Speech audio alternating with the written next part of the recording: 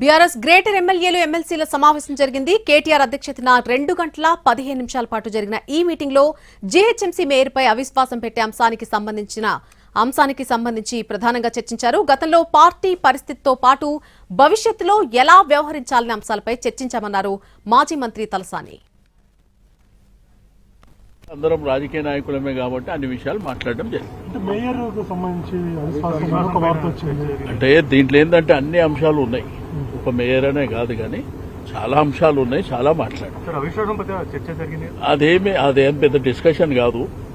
But overall ఏంటంటే లంచ్కు పిలిచినప్పుడు ఇక ఉత్తగానే 1-2 గంటలు కూర్చోనికి ఉండదు కదా. అవి అంశాలు గతంలో ఎట్లున్నాం, ఎప్పుడు ఎట్లున్నాం, భవిష్యత్తు ఏంది అని అనేకమైనటువంటి అంశాలు ఉన్నాయి. మీకే కదా చెప్పేది. అటువంటి చర్చలు ఏమీ లేవు. ఇప్పుడు అటువంటి చర్చలు ఏం జరగలేదు. అసలు చర్చనే ఇప్పుడు